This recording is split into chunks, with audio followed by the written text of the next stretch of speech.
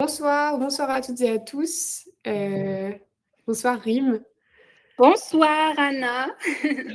J'espère que vous allez bien tout le monde. N'hésitez pas à nous faire signe dans le chat pour être sûr que ça fonctionne. Est-ce que vous nous entendez bien? Est-ce que vous nous voyez bien? N'hésitez pas à nous dire d'où vous nous regardez aussi. Alors bonsoir Chloé, bonsoir Trop Marie. bien. Trop bien. Je vois que ça fonctionne et qu'on est Hello. déjà assez nombreux et nombreuses. Trop bien. Et bonsoir tout le monde. Je suis hyper ravie de vous retrouver ce soir du coup pour ce nouveau live organisé par la Fondation. Hello Sonia, hello Marie, hello Mélusine. Du coup, ce soir, on va parler d'un sujet qui suscite beaucoup de questions en ce moment. C'est être une femme dans la tech, être une femme développeuse aujourd'hui. Comment ça se passe, quel parcours, quel quotidien. Et donc, l'idée de cette discussion, c'est d'entrer dans quelque chose de concret. Donc, parler du parcours pour se lancer dans la tech, du quotidien, des défis qu'on peut rencontrer, mais aussi et surtout des opportunités que ça peut offrir. Et donc, pour ça, on a la chance d'être avec Rim ce soir. Donc, Rim, merci beaucoup d'avoir accepté l'invitation.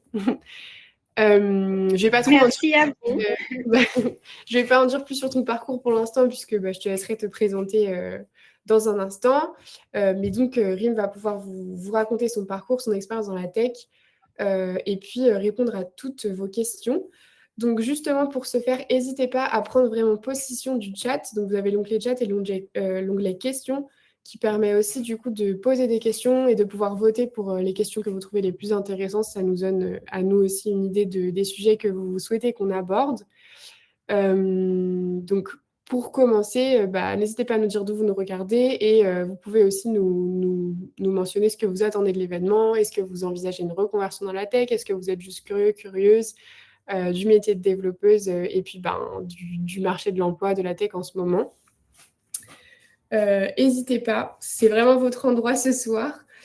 Moi, je vais vous dire juste un mot sur la fondation Ada Tech School, du coup, qui organise cet événement. L'objectif de la fondation, c'est de rendre les métiers de la tech plus accessibles. Et donc, ça passe notamment par l'organisation d'événements comme celui-ci pour permettre de découvrir ces métiers, d'avoir des rôles modèles, d'avoir des avis sur le secteur par des personnes qui évoluent dedans, tout simplement, de poser des questions, d'entendre des témoignages concrets.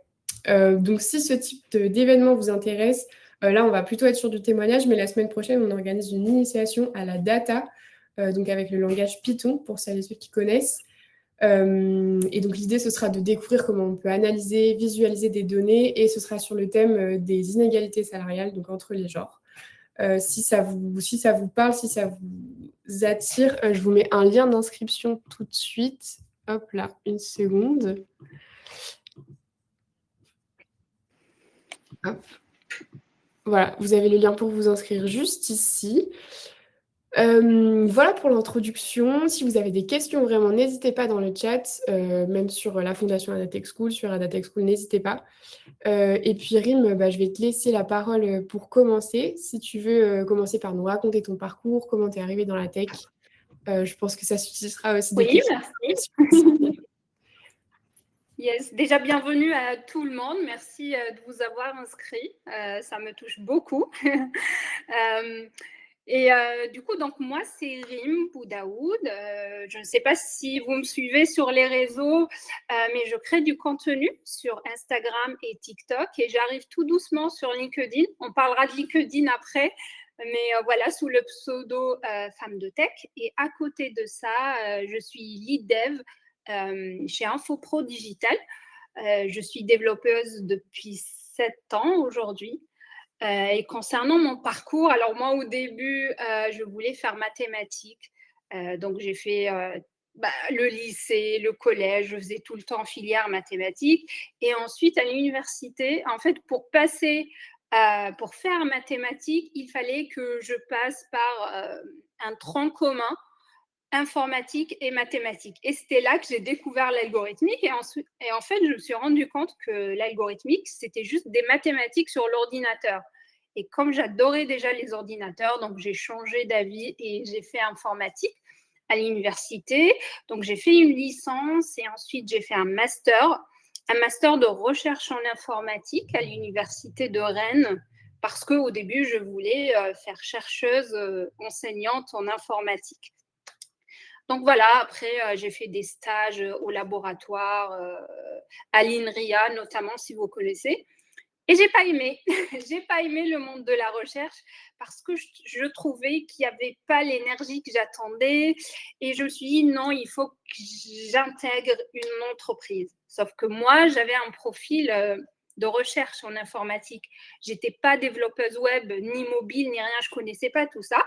Et donc, j'ai fait une petite formation de 6 mois de reconversion qui permet à des gens qui viennent du monde de la recherche, pas seulement de l'informatique, mais tout, de la recherche, de faire une reconversion en développeur web. Et là, j'ai appris le PHP, Symfony. Après 6 mois, j'étais en CDI en entreprise. Et c'est comme ça que ma carrière en tant que développeuse web a commencé. Voilà, donc ensuite, pourquoi j'ai créé Femmes de Tech? Alors, je trouvais toujours qu'il n'y avait pas de femmes avec moi. Quand j'ai fait mes études, on était une promo de 39, je crois, étudiants, j'étais la seule fille. Pareil, quand j'ai commencé à bosser, j'étais la seule femme dans l'équipe tech. Et donc, je me suis dit, pourquoi pas lancer un compte. Déjà, d'abord, je suis allée chercher sur les réseaux sociaux des filles qui faisaient de la tech pour leur parler, pour voir comment ça se passe. Ben, je n'ai pas trouvé. À l'époque, en 2020, je crois 2019-2020, il y avait plein d'Américaines, mais pas en France. Donc, je me suis dit, pourquoi pas moi aussi me lancer pour créer une communauté de femmes qui peuvent discuter entre elles, etc. Et voilà, c'est comme ça que ça a commencé. Bah, génial, merci beaucoup. C'est vrai que c'est un problème que tu soulèves qui est hyper important, du coup, le manque de rôle modèle, du coup, de femmes visibles dans la tech pour aider à se projeter. Donc déjà, merci beaucoup pour ton travail et bravo pour ton parcours. Oui, Maëlle a raison. Bravo pour ton travail aussi sur les réseaux sociaux qui aide aussi à démocratiser un peu ce secteur auprès des femmes. Dans le chat, n'hésitez pas si vous connaissez, enfin maintenant c'est un peu plus courant, mais quoique les femmes sont encore sous-représentées. Donc si vous avez des recommandations de personnes qui bah, justement parlent de la tech en tant que femmes en ce moment, qui évoluent dans la tech, voilà, n'hésitez pas à faire vos recommandations dans le chat. Je sais que de notre côté, on suit pas mal une personne qui s'appelle Becoming Léa sur les réseaux. Il y a aussi IA Amélie, enfin il y en a pas mal, mais n'hésitez pas à vous abonner à ces personnes pour bah, justement bénéficier de leurs témoignages, de leur vécu dans la tech. On a une première question de Marie, du coup, qui te demande si tu as l'impression que ça a changé un peu depuis ben, justement la proportion de femmes dans la tech. Qu'est-ce que c'est le quotidien actuellement dans ton équipe, par exemple? Oui, ça a vachement changé. Déjà, aujourd'hui, on a tellement on a beaucoup d'associations justement qui aident les femmes à travailler dans la tech. On a des écoles comme ADA, par exemple, qui au début, c'était destiné aux femmes. Donc, c'est impressionnant. Au début, on n'avait pas tout ça. Moi, je me rappelle, vraiment, je galérais. Je cherchais sur Internet, c'était que aux États-Unis et je ne comprenais pas. Et oui, ça a beaucoup changé, même dans les équipes. Je voulais en parler plus tard, mais aujourd'hui, les entreprises payent mieux les femmes que les hommes. On veut tellement intégrer des femmes qu'on leur propose des salaires très intéressants, vraiment. Donc, moi, si je peux vous conseiller, lancez-vous. Et aujourd'hui, ce qui est bien, c'est que dans chaque équipe tech, en général, on essaye d'avoir au moins une femme. Moi, au début, quand j'ai commencé à travailler en 2019, je crois, j'étais dans une start-up où j'étais la seule fille et ils ne connaissaient pas, ils n'avaient jamais travaillé avec une femme tech. Ils savaient même, j'étais comme une extraterrestre. Je ne sais pas si vous avez regardé mes derniers posts, mais on scrutait. Tout ce que je faisais, c'était bizarre d'avoir une femme dans la tech. Et aujourd'hui, par exemple, dans la boîte où je suis aujourd'hui, chez InfoPro Digital, on est plusieurs femmes. On a notre directrice, la big boss de la DSI, c'est une femme, donc c'est super. Ils connaissent maintenant ce que ça veut dire être une femme dans la tech, c'est juste un être humain, comme tout le monde. Alors qu'avant, non, c'était bizarre d'être une femme dans la tech, de coder. Mais oui, ça a vachement changé. Et même le gouvernement, il met en place des formations, etc., pour aider justement les filles à oser se lancer dans la tech. Et puis, c'est super, surtout là avec l'IA. On est obligé de faire de la tech parce que imaginez une IA qui est créée avec des hommes pour les hommes. Donc, c'est pas possible et c'est dangereux parce que aujourd'hui, les gens, tout ce que l'IA leur dit, ils les croient. Si ChatGPT dit quelque chose, les gens, ils suivent, ils se font plus confiance. Je généralise, mais en général, les gens suivent ce que l'IA leur dit de faire. Donc, si c'est une IA qui est créée par des hommes pour les hommes, c'est pas, pour moi, c'est dangereux. Donc, on a besoin de cette intelligence de femmes pour évoluer dans l'IA et dans la tech en général. Exactement. Il y a Voilà. beaucoup d'articles et de recherches qui sont faits sur le sujet en ce moment et du coup, beaucoup d'initiatives pour essayer de féminiser la tech ou à minima de la rendre paritaire. Je pourrais vous envoyer des ressources aussi si ça vous intéresse. On essaye de prendre la parole aussi là-dessus, côté Fondation Adatech School. Je sais que Rim, tu le fais aussi et heureusement. C'est hyper important d'un point de vue diversité pour essayer de casser les biais, etc., que la tech soit paritaire tout simplement. Donc merci d'en parler. On a déjà pas mal de questions sur l'aspect du coup du domaine qui est ou était essentiellement masculin. On a Manon qui nous demande si tu as déjà eu des problèmes ou des difficultés au travail par rapport à ça et peut-être comment tu as pu réagir si tu as eu besoin de le faire. Oui, carrément. Au début, alors déjà, j'étais, on va dire, j'avais pas d'expérience. Je ne savais pas comment me comporter. Et oui, ma première expérience en start-up, elle s'est pas bien passée. Elle s'est pas bien passée parce que, comme je disais, j'étais comme une extraterrestre. Tout le monde scrutait ce que je faisais à chaque fois que je pushais du code. On regardait, on faisait beaucoup de retours pour rien. Alors que je voyais, on était deux juniors, je voyais mon collègue homme, lui, il n'était pas aussi surveillé et je ne comprenais pas à l'époque. Pour moi, je me disais, c'est parce que je suis junior. Peut-être parce qu'on ne vient pas de la même école. Lui, il avait fait une école, moi, j'avais fait une reconversion. J'avais des doutes. Mais non, après, avec le recul, j'ai compris que c'était non. En fait, c'était juste parce que j'étais une fille, j'étais bizarre. Et puis, on me disait, ah non, toi, t'es pas une fille, t'es une tech, des remarques comme ça. Et le pire, c'est qu'on ne se rend même pas compte sur le coup. En fait, on encaisse, j'encaissais. Et c'est des années plus tard que je me suis rendu compte que ce n'était pas normal. Il ne faut pas accepter ce genre de remarques. Et je me dis que si j'avais une collègue fille avec moi, je pense qu'elle m'aurait peut-être dit, non, c'est pas normal ce qui t'arrive, c'est pas normal qui te parle comme ça. Parce que je l'ai dit dans une vidéo, mais à un moment, mon CTO a carrément écrit dans le Slack, t'es aguicheuse. Ok. Incroyable. Alors ça, carrément, ça pouvait aller en justice. Alors moi, à l'époque, j'ai rien dit et je regrette aujourd'hui. Je me dis que s'il y avait une autre femme avec moi dans l'équipe, je pense que ça ne serait pas passé comme ça. Et j'ai reçu plein de témoignages. Je pensais que j'étais la seule, mais apparemment, il y a beaucoup de filles qui ont vécu des histoires comme ça et c'est triste. Et en fait, c'est pour ça aussi que sur les réseaux sociaux, je parle aux femmes, mais je parle aussi aux hommes. Parce que pour leur montrer que c'est normal d'être une femme dans la tech et faites attention aux remarques que vous faites là entre potes. Ben non, il ne faut pas les faire au boulot et c'est pas normal. Donc oui, après, je t'avoue qu'aujourd'hui, pour aller travailler dans une boîte, j'ai tout un process. C'est fatigant et c'est triste.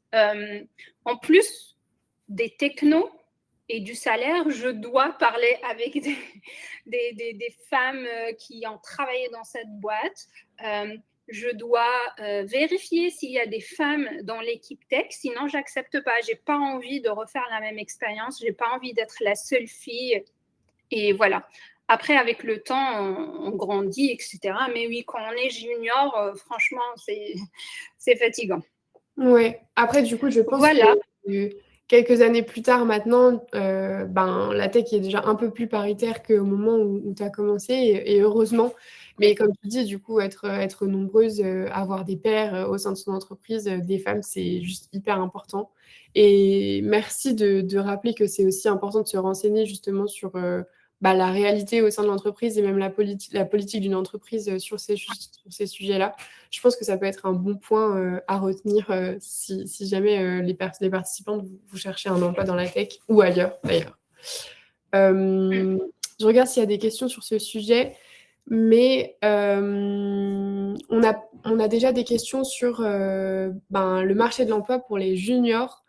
Déjà, est-ce que c'est encore possible de trouver un travail en tant que développeuse web sans expérience, ou est-ce qu'il faut poursuivre ses études? Anaïs, je ne sais pas si cette question te concerne directement, mais tu peux aussi nous préciser quel est ton parcours, ton niveau d'études dans le développement web. Donc, on a cette question plutôt sur le marché de l'emploi du junior, et aussi comment se mettre en avant en tant que femme. Est-ce que justement ça peut aussi être carrément un point fort, et je pense que ça l'est personnellement. Donc, comment mettre en avant ça lors des process de recrutement? Moi, je pense aujourd'hui, ce qui peut vraiment faire la différence sur le marché, c'est en plus de maîtriser le code, c'est de pas maîtriser, mais avoir une culture générale sur l'IA. Savoir ce que c'est une IA générative, c'est quoi un outil, un assistant de codage IA. Je ne dis pas qu'il faut se concentrer que sur ça, mais ça fera la différence entre si on a deux profils juniors qui ont les mêmes compétences, celui qui a expérimenté l'IA sera privilégié. Il y a ça. Mais pour les juniors, franchement, je ne conseille pas d'apprendre par l'IA ou que l'IA. Non, il faut vraiment apprendre à coder comme avant, à passer des heures à corriger un bug, parce que c'est comme ça qu'on apprend. L'IA, c'est vraiment à la fin. C'est un bonus. C'est l'IA qui va te permettre de te différencier des autres, mais aussi tes compétences en codage. Parce qu'aujourd'hui, on le voit en entreprise. Moi, j'utilise beaucoup l'IA aujourd'hui. Je ne code pas beaucoup, pas comme avant en tout cas, mais je dois vérifier ce que l'IA m'a appendu. Et ça, c'est compliqué parce que l'IA, elle génère des milliers de lignes de code. Imagine si tu n'as pas d'expérience en code, tu vas laisser passer des failles de sécurité, ton code il ne sera pas maintenable, si on a 50 utilisateurs, ça va bugger. Ben, tout ça, ça nécessite une base en informatique, en code. Donc, il faut apprendre ça. La sécurité aussi. Franchement, il y a quelques mois, j'ai essayé de coder avec une IA et elle me mettait les mots de passe de mes API dans le code. Et on a vu plein d'entrepreneurs qui n'étaient pas techniques, qui ont lancé des startups comme ça parce qu'ils étaient excités. Oh, l'IA, le code, on n'a plus besoin de développeurs. Et à la fin, on voyait qu'ils étaient hackés. On a eu plein d'histoires comme ça. Donc, il faut apprendre à coder. En plus, l'IA, ça peut vraiment faire la différence sur ton CV. Il y a ça. Et ce que je vous conseille aussi, vraiment, je le dis tout le temps, mais lancez-vous sur LinkedIn. Parce que tous les recruteurs de France, du monde, sont sur LinkedIn. Je ne te dis pas de devenir influenceur, mais allez, dis-toi, je fais un post par semaine. LinkedIn, l'algorithme, il est très facile parce que dès que les gens like ton post, il y a leurs amis aussi qui voient ton post, etc. Tu peux parler de ce que tu as appris. Je ne sais pas, parce que, par exemple, tu es en train de créer un projet en Java. Eh bien, raconte ce que tu fais chaque journée, raconte ton projet. Les news. Là, avec l'IA, on a tous les jours des news. Ben, tu peux faire un petit post. Mais je veux dire, il faut être visible. Parce que demain, un recruteur, il tape développeur sur LinkedIn. Si tu as un profil actif où tu postes régulièrement, ben, il va remonter, il peut te contacter. Il se dit, ah, celui-là, celle-là, elle est passionnée par la tech et c'est justement, on a besoin de ce genre de profil. Parce que quand tu es junior et en plus, on sent que tu connais les actualités, tu es renseigné, tu fais de la veille technique, ça fait la différence. Donc, il y a ça, il y a la deuxième. C'était quoi la deuxième question, Anna, pardon? Il y Euh, avait comment, est-ce que c'est possible de trouver un emploi et comment? Oui, c'était ça, j'ai répondu, je crois. oui, oui, Et oui. comment Bah, faire? pour répondre, alors la question exacte, c'est il y a quand même un ralenti dans les offres d'emploi dans la tech actuellement en général, et du coup, un grand moindre besoin de profil junior. Mais je pense que c'est intéressant ce que tu as décrit sur Ouais, l'utilisation de l'IA quand on apprend à coder. Et d'ailleurs, c'est vraiment notre positionnement à DataXU côté formation. Du coup, de commencer sans IA pour apprendre les bases, parce que sinon, ce sera oui. impossible de relire le code généré par une IA. Et même si peut-être qu'à terme, à une grande partie de tes missions, Ouais. Et pardon, je te coupe. Alors, lire le code généré par l'IA et prompter. Parce que quand tu utilises un assistant de code, tu ne vas pas prompter du genre crée-moi une application qui fait ça ou ça. En fait, tu vas la guider. Aujourd'hui, moi, quand j'utilise l'IA, je lui dis je veux utiliser tel techno, je veux Mhm. utiliser tel code. Je lui donne vraiment des specs techniques, pas seulement fonctionnels. Donc, même pour prompter, tu as besoin d'avoir une base en programmation. C'est clair. En tout cas, aujourd'hui. Je ne sais pas dans 10 ans, mais Oui. aujourd'hui, c'est obligatoire. Dans 10 ans, on ne peut pas encore Voilà. prévoir, mais n'hésite pas à me dire si tes raccords riment. Mais nous, ce qu'on observe, c'est plutôt un déplacement, on va dire, des compétences importantes sur savoir coder, oui, mais aussi savoir être un architecte pour savoir quoi demander à C'est l'IA, ça. être en mesure de créer quelque chose de robuste, de scalable, avec un gros accent sur la sécurité, justement, parce que ça, l'IA ne peut pas le faire. Donc c'est et aussi un gros esprit critique justement pour pouvoir analyser tout ce qui est produit par l'IA et faire le tri en quelque Oui. sorte. Donc c'est sûr que les compétences clés changent un petit peu pour les juniors. Mais Anaïs, pour répondre à ta question aussi, en gros, je crois que tu nous disais, j'aimerais faire un bootcamp pour une formation, mais j'ai peur qu'à l'issue, ce soit pas suffisant. En effet, honnêtement, à l'heure actuelle, je pense qu'il faut que tu te diriges vers des formations en alternance. Donc peut-être que ce ne sera pas directement possible au début, puisqu'il y aura peut-être une partie 100% à l'école. Mais moi, je te conseille vraiment l'alternance parce que c'est vrai qu'à l'heure actuelle, je pense que seulement bootcamp, c'est compliqué. Je ne sais pas ce que tu en penses, Rim, aussi. Je ne sais pas si tu as, enfin, si tu fait face à, si tu as des besoins en recrutement parfois, qu'est-ce que tu regardes, tu vois, pour des juniors. Peut-être que donner des billes, ça peut aider les participantes. Oui, en fait, on regarde la formation, on fait aussi des tests techniques. Et pour répondre aussi, en fait, moi, quand j'ai fait ma reconversion là, de profil recherche vers développeur web, j'avais une formation, je suivais la formation, mais honnêtement, je codais 10 heures par jour. C'est beaucoup de pratique. Il ne faut pas compter que sur la formation. Il faut beaucoup pratiquer. Au début, c'est dur, mais c'est un passage obligatoire et c'est très normal. Ne dis pas que moi, je comprends pas, ou en programmation, c'est comme ça. Il faut travailler beaucoup, pratiquer et c'est toute la journée. Ensuite, oui, aujourd'hui, quand on recrute, on regarde le CV. Moi, personnellement, j'essaye de pas... j'essaye de donner la chance aux candidats quand même, parce que je sais qu'il y a des gens euh, qui sont passionnés, qui travaillent beaucoup, mais qui n'ont pas eu, par exemple, la chance de faire une grande école. Il y a aussi la communication, on fait des tests techniques et puis on discute beaucoup avec le candidat. Donc voilà. Ok.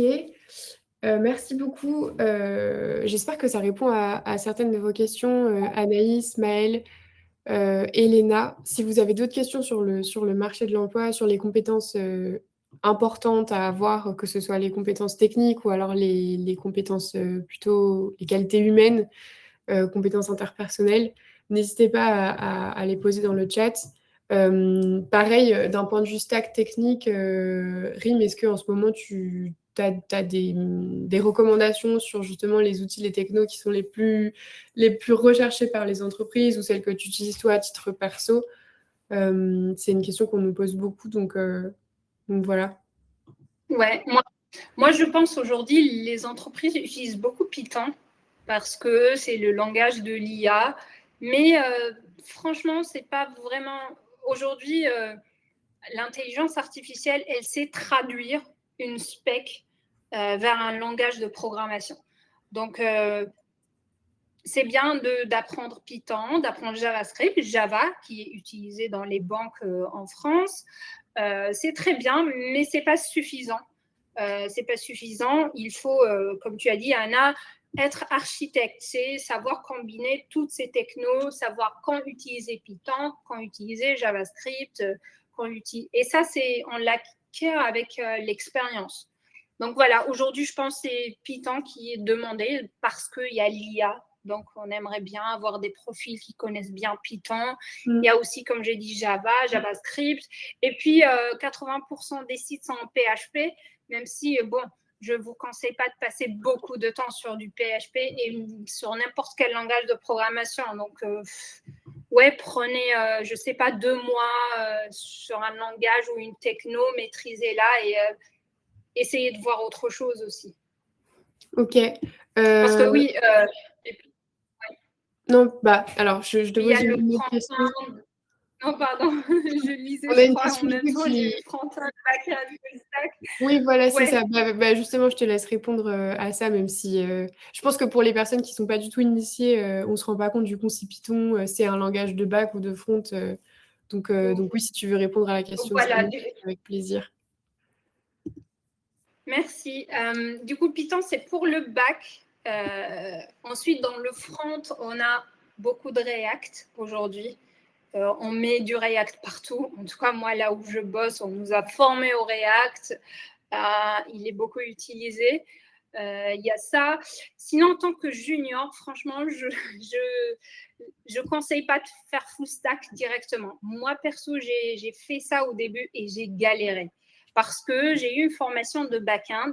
Et ensuite, tout le monde me disait, fais full stack, c'est mieux, ça t'ouvre plus de portes. Et je pensais que le front, c'était facile.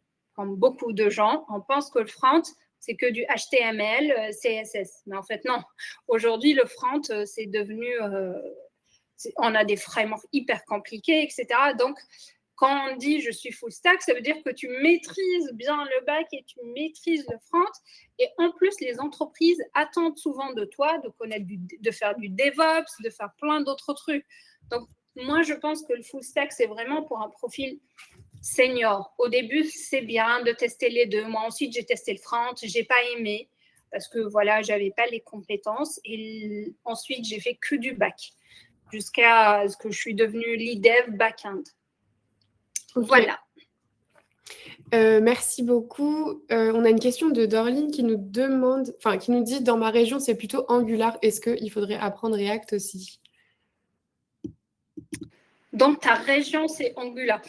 Bah, écoute, en vrai, ils se ressemblent un tout petit peu, pas trop, mais les bases, c'est pareil, mais je sais pas. Moi, j'aimerais pas dire apprends une techno juste pour trouver un boulot, je sais pas. C'est vrai en tout cas, si vraiment, ouais, si c'est une boîte qui te tient à cœur et que tu veux absolument bosser, bah oui, prends du temps et apprends Angular.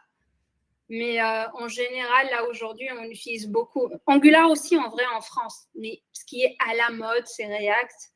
Mais voilà, ça dépend, en fait. Ça dépend de si vraiment tu veux bosser dans cette entreprise, vas-y.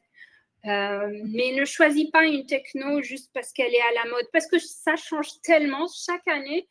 Ensuite, on a Next, on a, je sais pas, Laravel, Symfony. Chaque année, on a une nouveauté. C'est pour ça, à chaque fois, je dis, il faut se concentrer sur les bases. Les bases ne changent pas. Donc voilà. Ok, et du coup, si tu devais donner une conseil à une personne qui doit se lancer, qui doit commencer à apprendre de zéro le dev, tu conseillerais d'abord quel langage, quel framework Python, il est très facile, beginner friendly, tout le monde est d'accord. En fait, il permet de rentrer rapidement dans le domaine, etc., dans la tech, apprendre un peu HTML, CSS, mais rapidement, parce que l'IA, elle sait le faire aujourd'hui. Donc, vraiment rapidement, et puis juste comme pour que lorsque tu vois un code, tu sais que ça, c'est une balise HTML, ça, c'est du code CSS. Donc, vraiment rapidement. Il y a JavaScript aussi. Tu peux aussi apprendre JavaScript. Ensuite, aujourd'hui, avec l'IA, il y a les outils, Git et GitHub. Git, il faut l'apprendre. Apprendre aussi les commandes shell. Aujourd'hui, c'est devenu important parce que, par exemple, comme Claude Code, c'est un assistant de code IA. On l'utilise via les commandes. Donc voilà, et pourquoi je dis Git? Parce que quand tu développes un projet, tu as besoin de garder l'historique de ton projet. Parce que lorsque, par exemple, l'IA fait n'importe quoi, bah, tu peux revenir en arrière. Donc, très important aujourd'hui. Quoi d'autre? Ouais. Le problem solving, les lead codes. Bah, vraiment, les bases, ça ne change pas depuis des années. Moi, ce que je dis, quand moi j'ai commencé à coder, par exemple, il y avait pas, si, il y avait les frameworks. Oui, moi j'ai appris avant les frameworks. Oui, j'ai appris avant les frameworks. Donc ensuite, il y a eu une vague de développeurs qui connaissaient que les frameworks. En fait, ils n'étaient pas bons. Je suis désolée, mais ils ne sont pas bons parce qu'ils ne connaissent pas. Mais vraiment, on a eu des cas mais incroyables. On pose des questions. Dave nous dit non, j'ai toujours fait comme ça. Ce n'est pas sa faute, mais parce que lorsqu'il a appris à coder, les frameworks étaient à la mode, il a appris que ça. Il n'a pas appris les bases. Donc, avec l'IA, c'est pareil. Donc, il y en a des gens qui vont apprendre qu'avec l'IA, il y en a d'autres qui ont appris avant, qui connaissent les bases ne changent pas depuis des années, c'est toujours pareil. C'est comme tu as dit, l'esprit critique, savoir comprendre un besoin, un métier, ça ne change pas. Oui, on a une question, Donc, on a une question justement là-dessus. En tant que lead dev, qu'est-ce que tu rechercherais toi comme compétences hard et soft skills aujourd'hui pour une junior pour passer le cap de ce premier emploi? Du coup, je trouve que la partie technique, tu as un peu répondu justement sur les langages. Et là, je vois que tu commençais à parler plutôt des soft skills. Donc, si tu souhaites développer, n'hésite pas. dans les soft skills, on cherche quelqu'un qui, en vrai, moi je l'étais et je veux pas avoir un junior comme ça. C'est que j'avais honte de poser des questions. Je me disais non, je devais le savoir. Si je le sais pas, c'est que je suis pas compétente. Alors que non, je restais dans mon coin pendant des jours à être bloquée sur un bug. Et ensuite, mon leader, il me disait, mais viens me voir, alors que moi, je ne voulais pas aller le déranger. Et effectivement, aujourd'hui, moi, quand je recrute quelqu'un, j'ai envie qu'il me pose des questions rapidement, je donne une réponse, on fait une pause café, je donne des réponses et on passe à autre chose. Donc voilà, que tu sois à l'aise, ne te dis pas que non, je pose pas de questions, vas-y, c'est pas grave, jusqu'à ce qu'on te dise qu'on en a marre de toi, mais pose des questions, ne reste pas bloqué. Moi, je me rappelle, je restais vraiment dans mon coin à chercher sur Internet, à essayer de trouver une solution au bug, mais en fait, non, il faut poser des questions. Donc, il y a ça dans les softs, il y a savoir travailler avec une équipe d'êtres humains. De communiquer, de rédiger bien, de ce que tu penses, ton intention. Surtout là, avec l'IA, il faut vraiment savoir exprimer notre besoin, savoir parler avec des équipes non-tech, parce qu'on travaille beaucoup avec des équipes non-tech qui souvent, c'est ce qu'on appelle les BU ou les métiers, ils viennent, ils ont un besoin mais ils ne savent pas ce que c'est. Donc, toi, tu as besoin de le challenger, d'aller chercher vraiment ce qu'il veut, lui proposer des solutions, d'être à l'aise humainement, quoi. Donc, voilà, c'est tout. Hein. C'est vraiment être à l'aise, poser des questions, ne pas rester dans ton coin. Et je comprends qu'en tant que dev, on a aussi besoin d'un moment tout seul pour bosser, pour se concentrer. Donc, pour ça, normalement, tous les lead devs le comprennent. Donc, pas de souci. Voilà. Je rajoute une question de mon côté parce que je pense que ça peut être utile aux personnes pour se projeter. Justement, tu parles des différents moments de travail que tu as, que ce soit perso ou en même temps en équipe. Est-ce que tu peux, je sais aussi qu'il n'y a pas vraiment de journée type dans ton travail, mais est-ce que tu peux nous donner un peu une vue d'ensemble de tes missions, ce à quoi ça peut ressembler? Est-ce que tu es plutôt solo avec les autres? Est-ce que tu as beaucoup de réunions ou pas? Et à quoi elles servent? Une journée type, alors souvent le matin, on commence vers 9h30. Donc, on commence doucement, on regarde nos mails, je regarde mon planning de la journée. À 10 heures, on est en agilité. Donc, on fait un point avec toute l'équipe, les développeurs et les chefs de projet ou les PO, où chacun de nous, il dit ce qu'il a fait hier. Est-ce que tu peux expliquer ce que c'est l'agilité et la méthode agile, peut-être juste hyper rapidement, mais pour les personnes qui ne savent pas? En fait, c'est une méthode qu'on utilise dans le développement d'un logiciel, en fait, qui permet de ne pas rester 5 mois, je dis ça en gros, mais 5 mois sur un projet sans aller voir le client. En fait, avant, c'est ce qu'on faisait. On restait 1 an sur un projet et à la fin, on allait voir le client, on lui dit voilà ton logiciel. Et là, le client, il le voit, il dit bah, en fait, c'est pas ça ce que je voulais.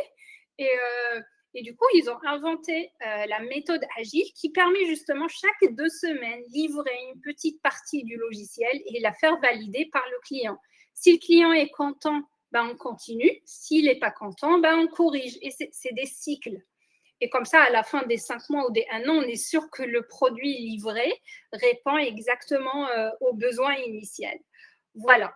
Donc, et pour mettre en place cette technique-là, nous, les développeurs, et avec l'équipe aussi, on doit faire des points chaque matin à 10 heures pour dire ce qu'on a fait hier, si on a des blocages. Par exemple, les développeurs, s'ils ont des blocages, s'ils ont besoin de voir le lead dev, ben, on prévoit un petit point dans la journée pour débloquer le développeur.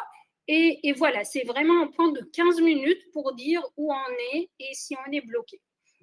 Ensuite, ben, moi, le matin, souvent, ben, j'essaye d'avancer, de bosser sans être dérangée. Sinon, parfois, on a d'autres réunions. Perso, j'ai expliqué à mon équipe que je n'aimais pas trop d'être dans des réunions pour rien, parce que j'ai besoin, en tant que développeur, on a vraiment besoin d'une grande plage, un gros créneau pour bosser et sans être déconnecté. Donc, si on a des réunions, on les fait. Et sinon, j'essaye de faire du deep work pendant 4 heures, par exemple, pour avancer et passer à autre chose. Voilà, une journée type. Et sinon, je fais aussi ce qu'on appelle la code review. Ça veut dire que je regarde le code produit par les développeurs. Je leur fais des retours. Par exemple, lorsqu'on commence un projet, on fait des séances de conception pour expliquer, pour brainstormer comment on va corriger un bug ou comment on va créer un projet. Donc voilà, on est beaucoup en collaboration. Et voilà. Génial, merci beaucoup pour ta réponse. Je pense que c'est hyper éclairant. Je reviens sur les questions. On avait une question donc, sur le post-bootcamp. Alors, je te lis la question. On nous dit de nous différencier en se spécialisant dans une niche, mais je trouve en tant que junior qu'on n'a pas assez de recul pour choisir une bonne spécialité, en gros, qui soit recherchée par les entreprises. Qu'est-ce que toi t'en penses? Est-ce que tu as des recommandations, même si ce sera ton avis personnel, mais c'est important, je pense, quand on souhaite se lancer, d'avoir des avis, même s'ils sont personnels, justement, et subjectifs. Quand tu dis niche, est-ce que tu veux dire back-end ou full stack ou front-end ou plutôt la techno? Toi, je vais essayer de répondre aux deux.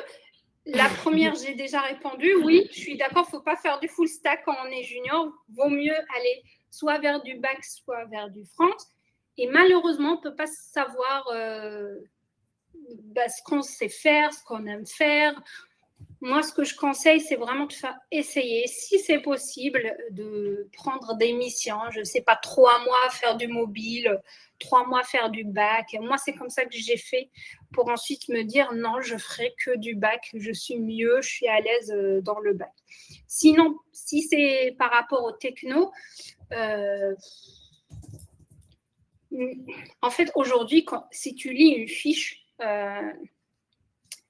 de poste, tu n'as jamais une seule techno. Si c'est du Java, tu as plein d'autres technos avec. Tu as du JavaScript avec, tu as du Java, je ne sais pas, MySQL, tu as plein d'autres technos. Donc, oui, c'est bien, j'avoue, parce que moi, personnellement, au début, je faisais que du Symfony. Surtout en tant que junior, je me suis vraiment... je maîtrisais Symfony au début. Après 3 ans, je suis passée à Laravel parce que Laravel, ça ressemble vachement à Symfony. C'est du PHP, c'est la même base.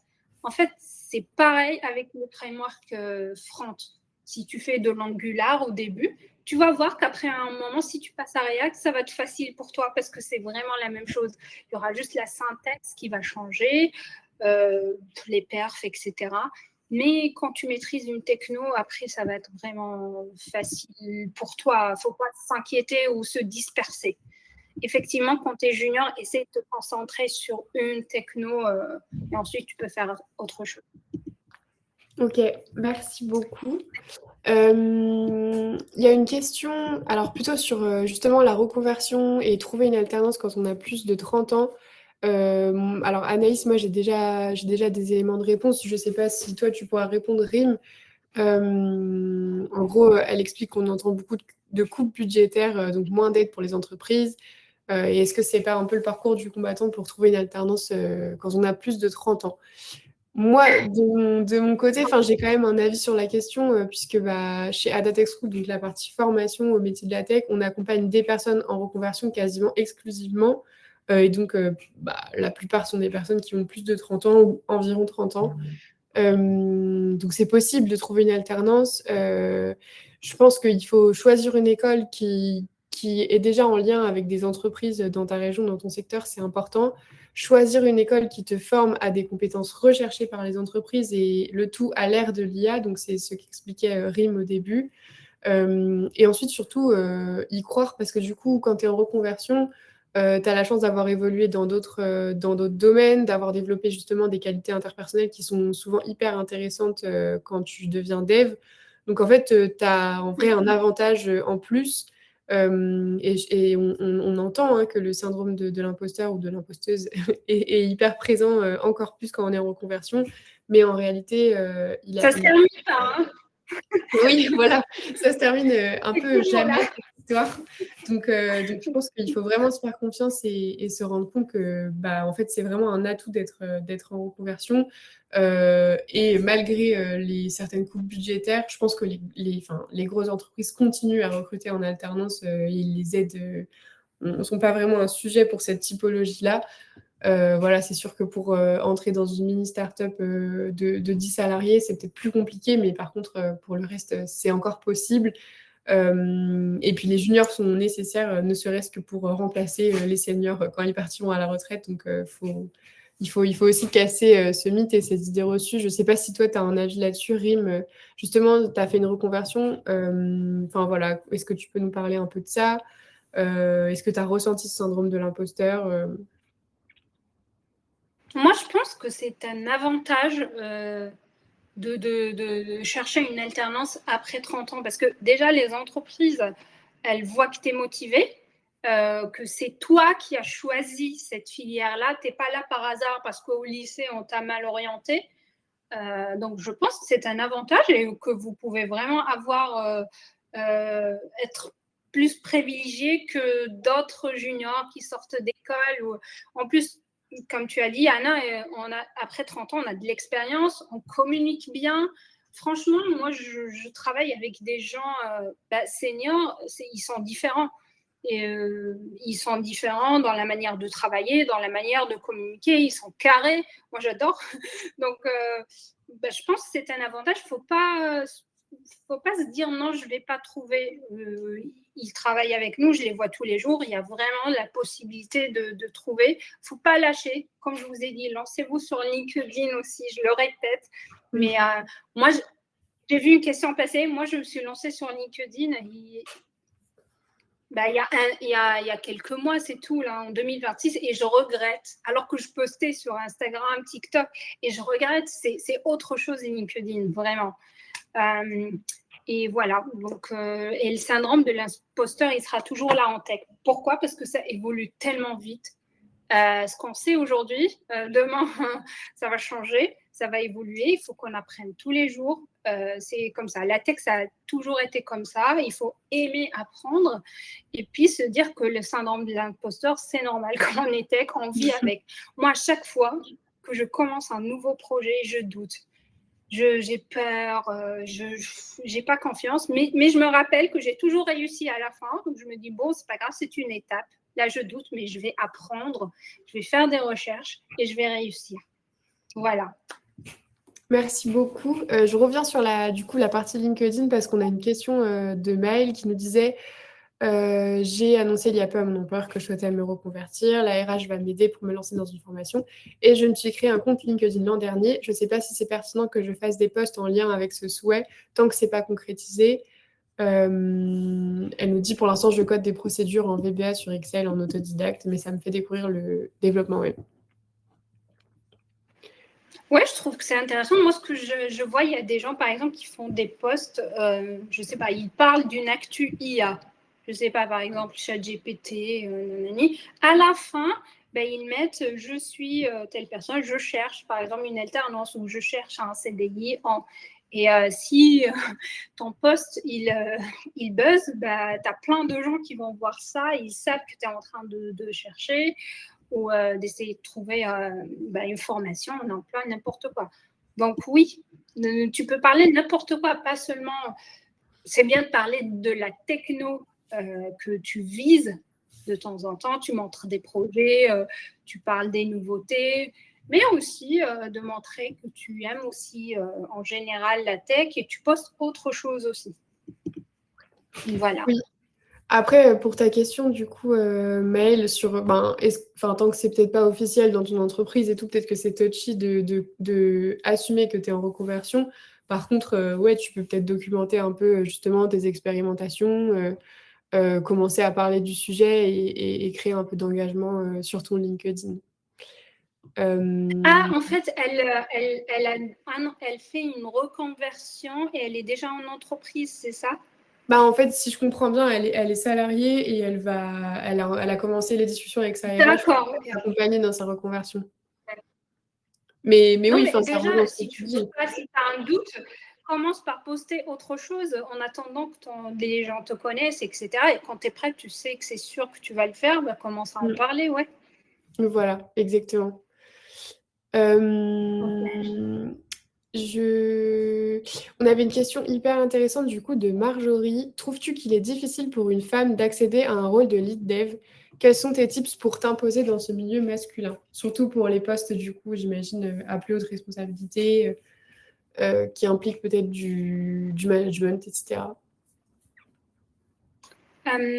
Moi, je sais qu'aujourd'hui, les entreprises veulent des femmes dans la tech. Donc déjà, on a un point par rapport aux autres, ça. Et moi, personnellement, pour faire l'e-dev, c'est tout simple. Je vais vous dire un truc, c'est mon défaut. Je ne parle pas beaucoup de moi, je ne me vends pas, je ne sais pas le faire. Je suis bien techniquement, mais voilà, je m'améliore. Même si je suis sur les réseaux sociaux, mais dans la vraie vie, c'est pas vraiment ça.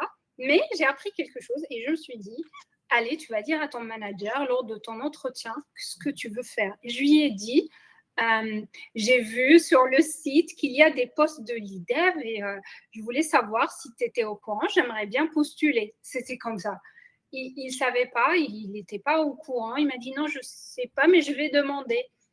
Je lui dis, moi, ça m'intéresserait. Là, j'ai fait le tour, je maîtrise un peu tous les projets et j'ai envie de faire autre chose. C'était vraiment ça. Il faut exprimer ce que vous souhaitez. Donc, c'était comme ça, je lui ai dit, il l'a mis dans un coin dans sa tête et après quelques mois, en fait, je suis devenue lead du projet où j'étais dev. Donc, c'était tout bête. J'ai juste exprimé ce que je voulais et c'est tout. Et là, en ce moment, je les embête pour faire de l'IA. Et j'espère que je vais réussir, mais exprimez-vous, dites ce que vous voulez et voilà, quand vous êtes compétent et que vous montrez que vous êtes capable de faire, ça passe, franchement, ça va. Si vous êtes dans une entreprise ou une boîte qui sont cool, il n'y aura pas de problème, vraiment. Yes, je pense que exprimer.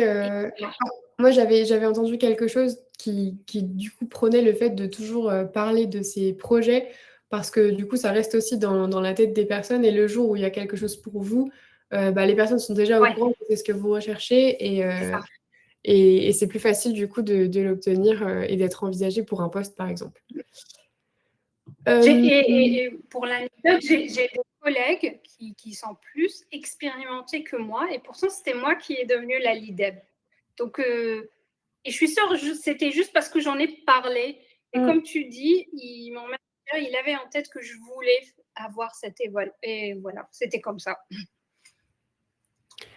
Merci. On a une autre. Déjà, oui, sachez, tout le monde, j'ai répondu dans le chat, mais sachez qu'il y aura un replay si vous êtes arrivé en retard ou s'il y a des passages que vous souhaitez revoir.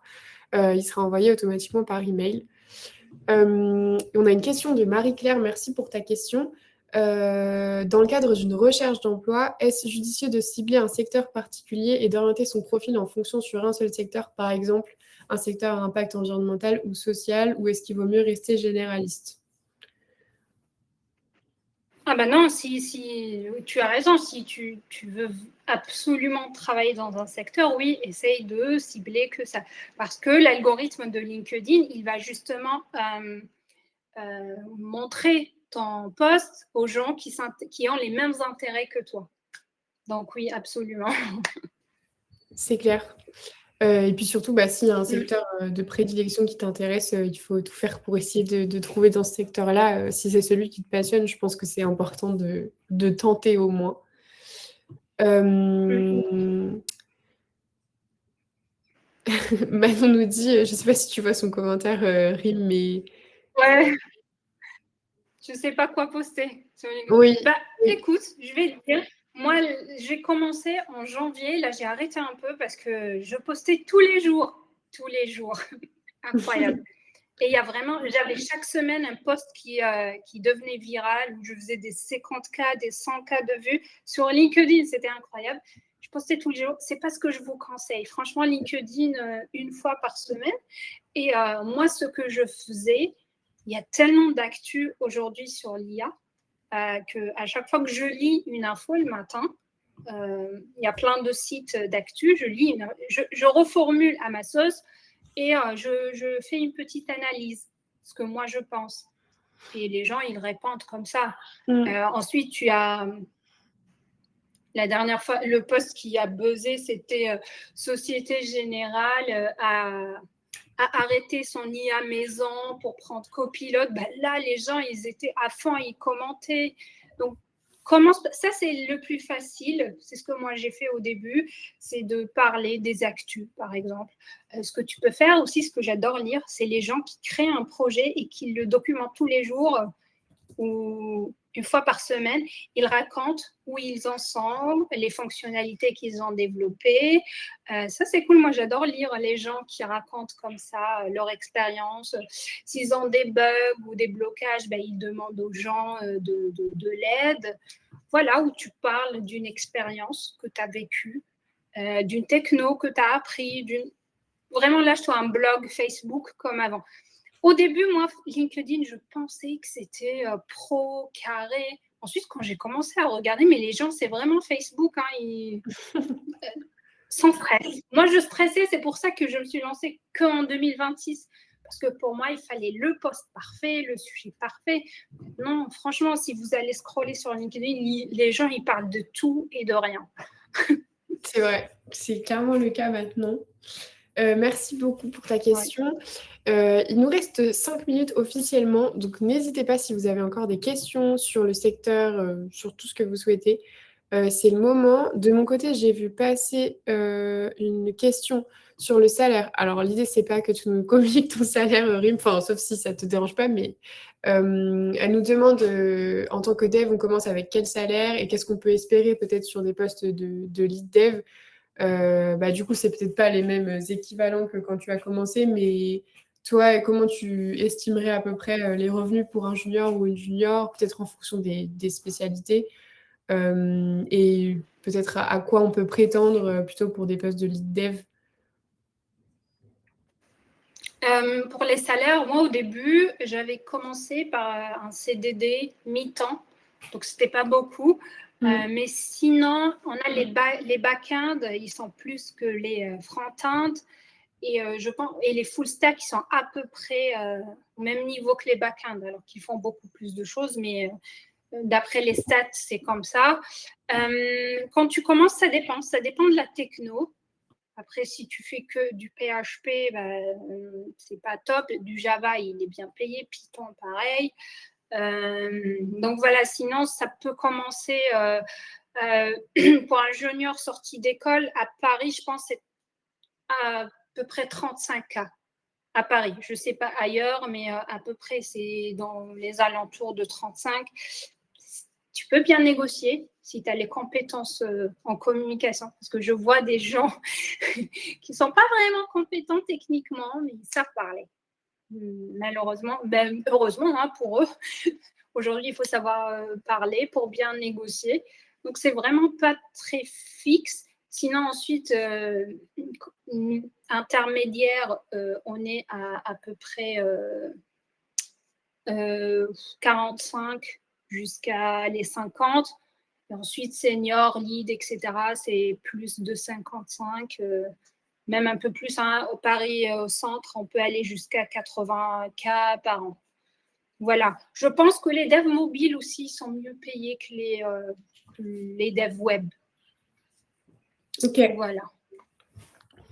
Je ne sais pas, Anna, vous, chez Ada, est-ce que vous faites data, etc., ou vous êtes orienté plus web? Là, on va lancer des formations justement en data et en DevOps et cybersécurité à la fin du mois. Donc, pour l'instant, on était uniquement sur du C'est dev. bien. Ouais. Oui, c'est un besoin qui est croissant, donc on va lancer ces formations-là. Bon, si ça vous intéresse, je fais la petite pub maintenant. On a aussi une réunion d'information du coup pour présenter ces nouvelles formations, donc chez Ada Tech School. Je vous mets le lien dans le chat de la réunion d'information qui aura lieu le 30 mars, donc c'est pas tout de suite. Mais si vous voulez déjà vous inscrire, ça peut être le moment. Ce sera présenté par Chloé Hermary, du coup, qui est la fondatrice de l'école. Et elle vous expliquera un peu mieux, nous, notre vision, notre pédagogie, et justement quelles sont ces nouvelles formations qu'on lance sur ces domaines-là qui sont encore plus porteurs en ce moment. Enfin, le dev n'est absolument pas mort, hein, la preuve avec RIM, mais c'est vrai qu'il y a des enjeux cybersécurité, sur le déploiement, sur les tests, etc., qui sont assez porteurs aussi. Et donc, on a voulu traiter avec la pédagogie ADA, du coup, qui est bien particulière et qui notamment permet de développer les qualités dont on parlait, la curiosité, la capacité à apprendre par soi-même, etc. Anaïs, quel est votre taux de retour à l'emploi après une formation de dev web? Est-ce que tu parles de notre école ADA ou je sais pas exactement de quoi tu parles, mais n'hésite pas à préciser. Ah oui. Attends, je vais te redire. Mais en fait, j'ai les stats pour... il me semble que c'est 90% de personnes qui soit poursuivent en alternance, soit sont embauchées directement. Il faut que je te les retrouve. Et voilà, 83% de sorties positives. Donc, c'est soit CDI, soit CDD, soit poursuite d'études en alternance. Et le salaire brut annuel moyen à la sortie, donc après une formation de 9 mois et une année d'alternance, on était à 43 000 euros, donc encore plus que ce qui est annoncé. Après, c'est principalement à Paris, donc ça joue aussi. C'est sûrement un peu moins si vous êtes à Lyon, à Nantes ou ailleurs. Samir, la réunion est à distance, oui, pour celle-ci, mais si ça peut t'intéresser, on peut organiser. Je ne sais pas où tu es basé, mais on peut aussi organiser des choses sur le campus de Paris notamment.